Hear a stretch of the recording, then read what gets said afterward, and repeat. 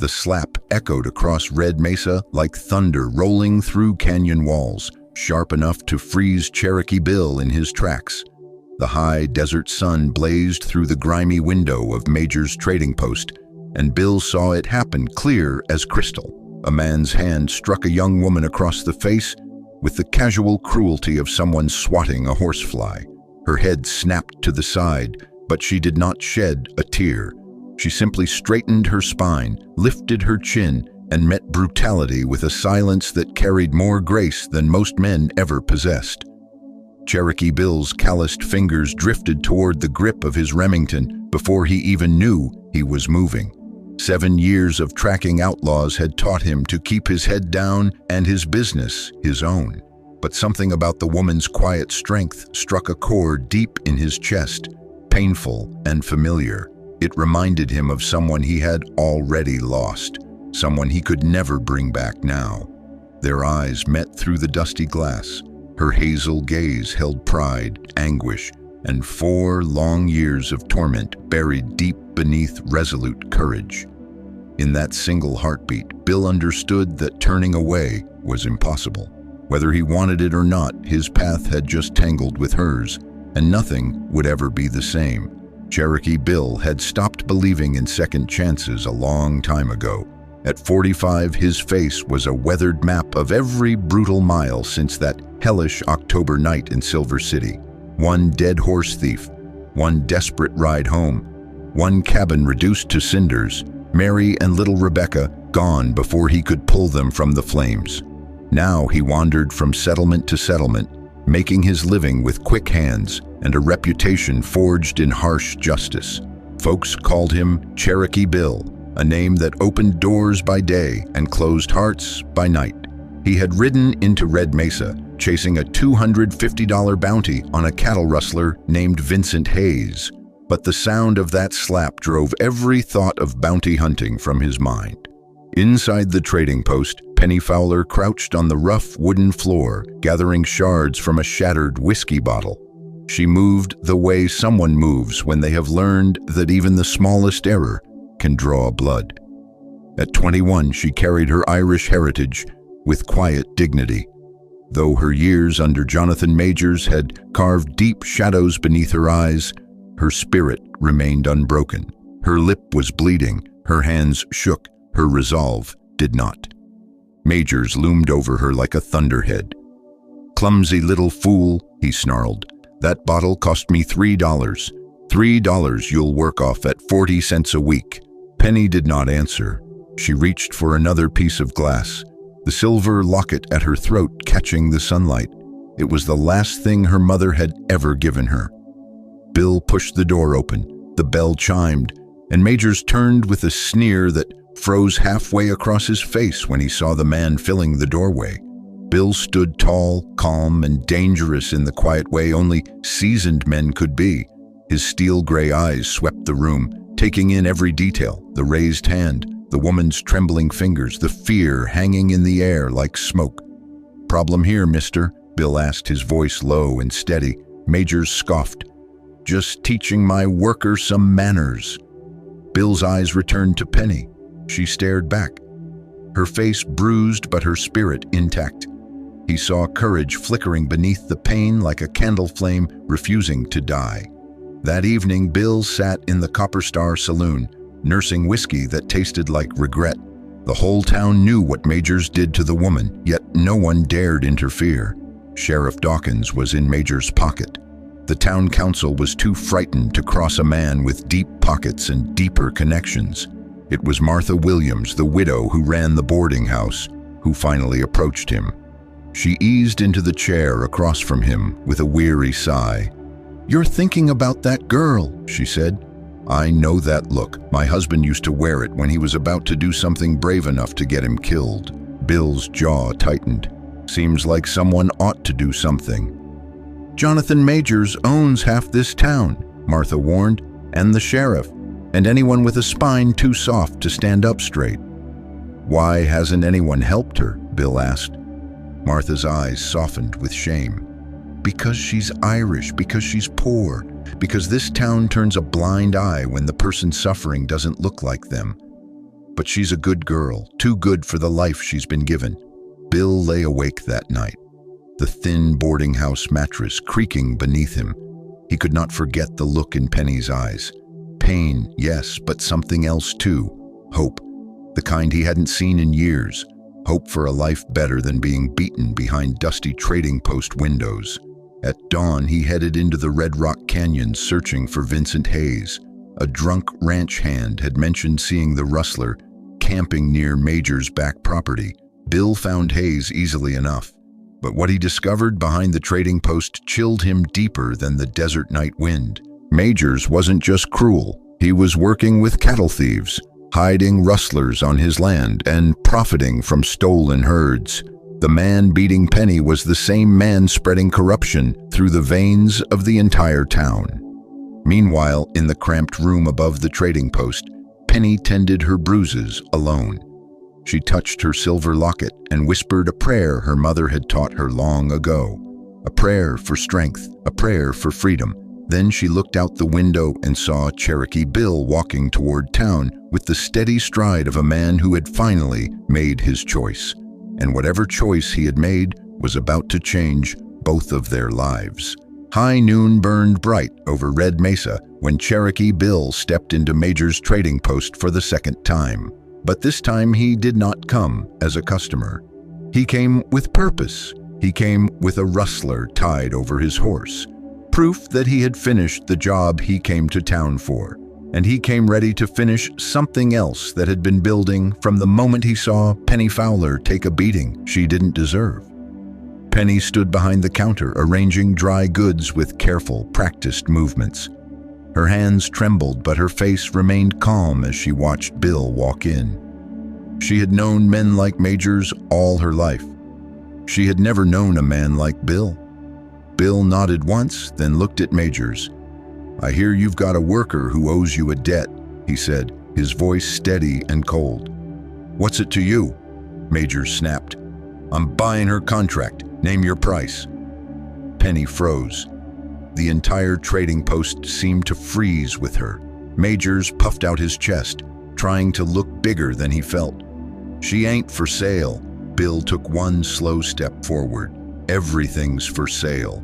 The question is whether you want cash or lead." People gathered outside, pressing to the windows for a better look. Red Mesa had a way of ignoring injustice, but it never ignored a good fight. $400, Major said loudly, "and damages for disrupting my business." Bill pulled a folded paper from his vest. "Sheriff Dawkins told me last night that debt bondage was outlawed in this territory years ago, which means your contract isn't worth the paper it's written on." Major's face darkened. "You don't know who you're messing with, stranger. You Cherokee Bill."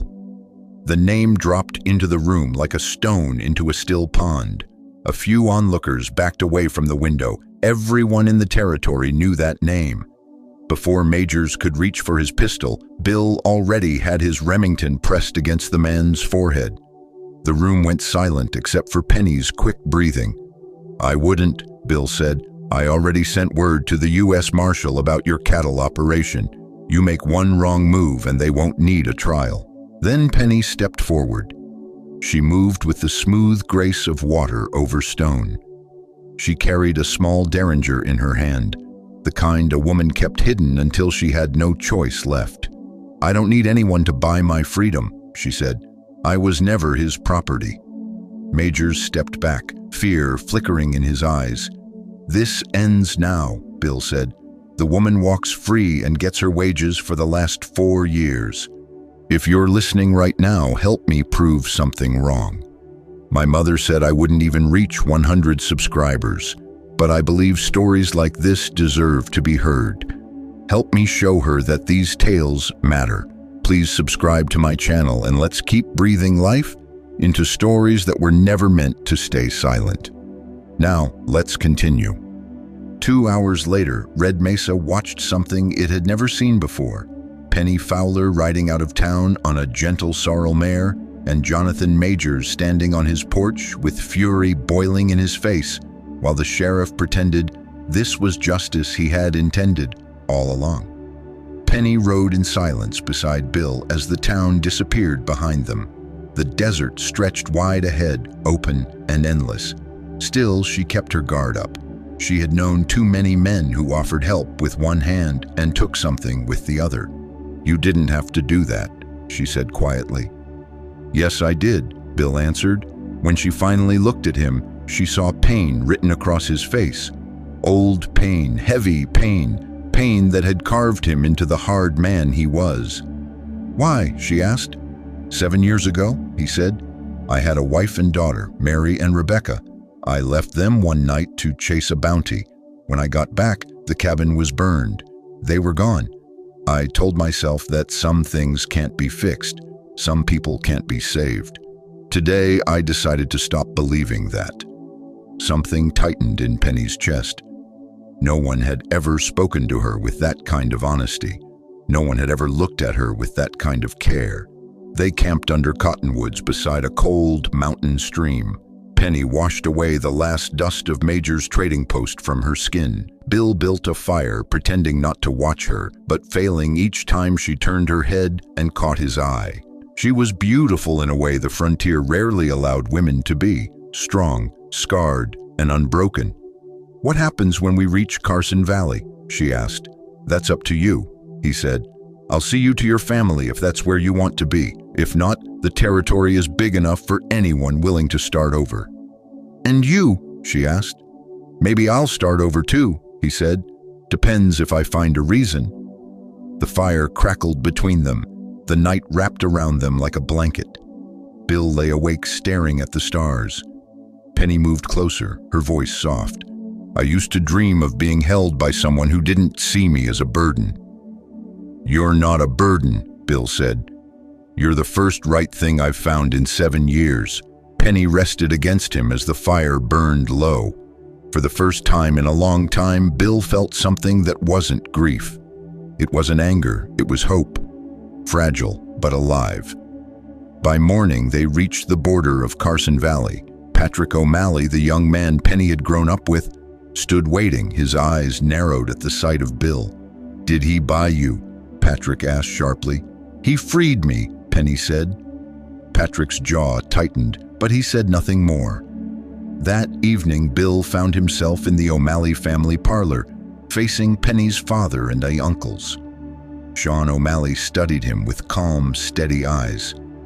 "What do you want with our daughter?" the elder O'Malley asked. Bill took a breath. "I want her to choose her own path, whether that path includes me or not." The room softened at his answer. The elder nodded. "You may stay 3 days. After that, you go. If Penny chooses you, she leaves with you. If not, you respect her choice." 3 days. 3 days to learn the truth. On the third morning, Bill found Penny by the stream, her feet in the cool water. She had woven wildflowers into her auburn hair, a sign she was considering a life here. "You've decided," Bill said. "I've decided I need time," Penny replied. "I need to remember myself. I need to breathe without fear. I need to know who I am before I know who I can love." Bill nodded, though the words hurt more than a bullet. "I won't be someone's broken bird to heal," she said. "And I won't let you carry me like a second chance you didn't get before. Give me 1 year.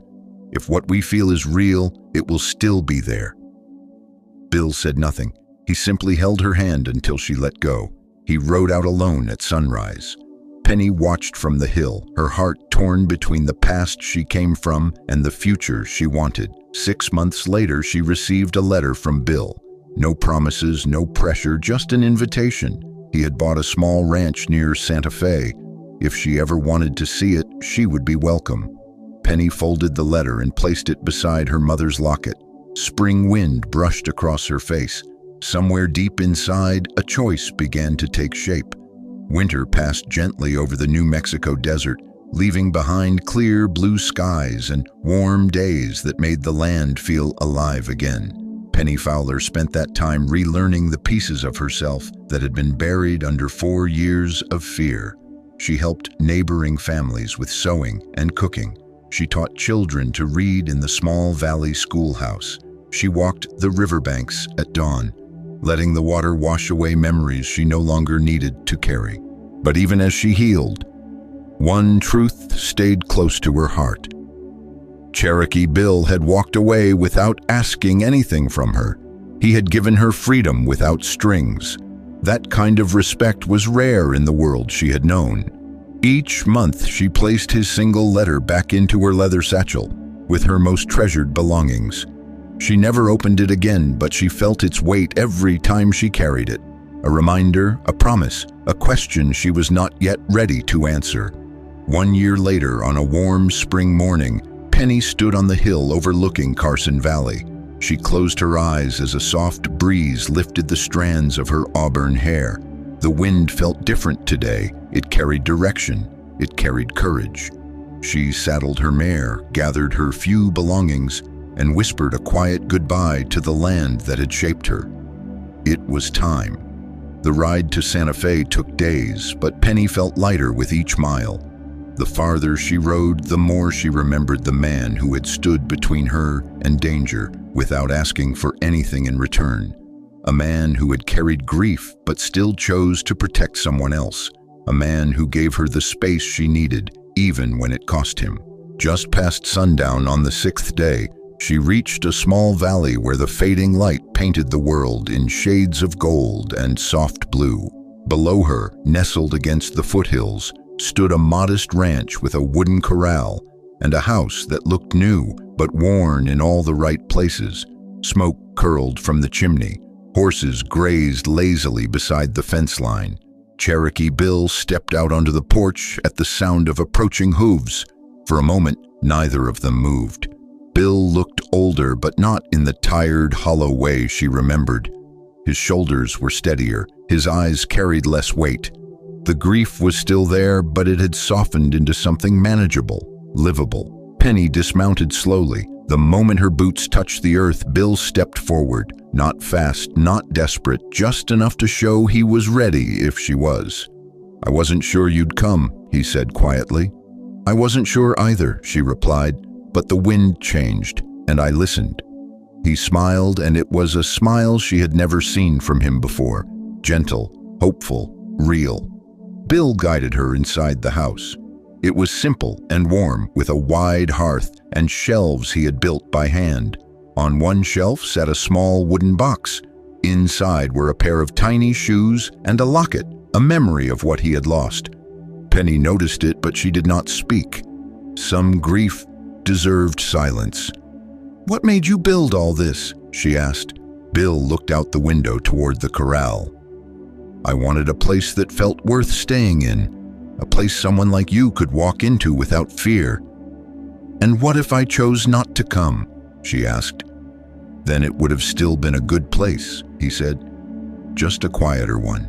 Penny felt the truth of his words settle softly inside her. This wasn't a man waiting to be saved by love. This was a man offering a life built from patience, not desperation.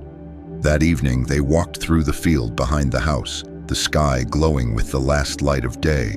A warm breeze carried the scent of sage and fresh earth. Bill walked beside her, close enough to feel, far enough to respect. "You changed my life," Penny said, "but I didn't come here because I felt I owed you anything. I came because I finally knew what I wanted." "And what is that?" Bill asked, his voice steady. "A life that I choose," she said. "A life with someone who sees me as equal, someone who stands beside me, not in front of me or behind me." Bill's breath caught. "You don't need to say anything," she whispered. "I didn't come for words. I came to see if the man I remembered was still here." He reached for her hand. Slow and careful, she let him take it. In that moment, the past loosened its grip on both of them. They returned to the porch as stars began to appear. Bill lit a lantern, its warm glow casting soft light across Penny's face. She looked peaceful, strong, whole, a woman fully in control of her story. "Are you staying?" he asked. Penny touched the silver locket at her throat, the same one that had once reminded her only of loss. Tonight, it felt like a bridge between where she came from and where she was going. "Yes," she said, "if you'll have me." Bill stepped closer. "I've been hoping for that since the day I heard your heart cry out." Penny smiled, her eyes soft with something she no longer feared. "I didn't cry that day," she said. "No," Bill answered, "but your heart did, and I heard it." Penny leaned into him, resting her forehead against his. The night air wrapped around them. The ranch, the desert, the stars. Everything settled into a restless kind of peace. For the first time in years, neither ran from the future. They walked toward it together, and in the wild heart of the frontier, two broken lives became one whole.